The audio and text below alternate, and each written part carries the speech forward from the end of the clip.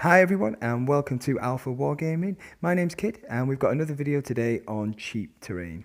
Please remember to like and subscribe to keep an eye on our upcoming videos. We've got some really cool stuff in the pipeline.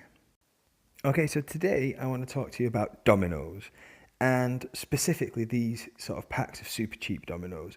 You can tend to find them in most cheap shops. They're about £1 and they have like a deck of cards or sometimes quite nicely like some dice with them.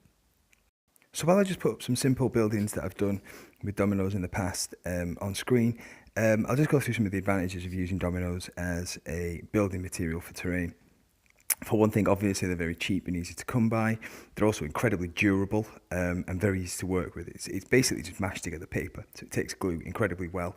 With super glue it dries in seconds, and I literally throw these in the boot of my car with no concern of them breaking or anything like that. They're also a uniform size, so they look like a real building material, and quite handily when stood up. They're about the height of a standard sort of 30mm miniature, so it's quite useful if you have them standing up or on their sides to have full or partial side blocking. Really useful for sci-fi or fantasy terrain.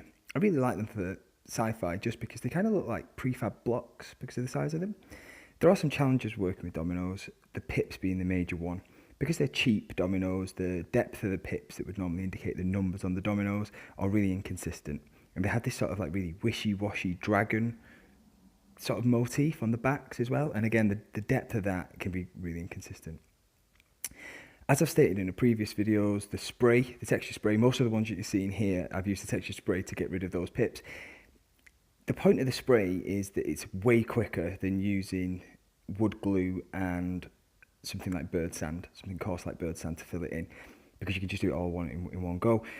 The drawback is because of the pip depths, you sometimes have to do 2 coats, which kind of defies the point of it because it takes like 48 hours worth of drying at that point.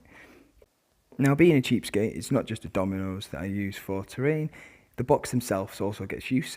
So this bridge, for example, is literally just the domino box turned upside down and then decorated with some debris I had laying around. The lids are incredibly useful. I use them a lot for walkways, and that's generally the stuff that you've seen on the previous pieces of terrain that I've used as walkways. So in the grand tradition of using everything up, what we've got on screen now is a bus stop that I threw together out of the remnants of what I had left over. So the back wall is made out of the dominoes.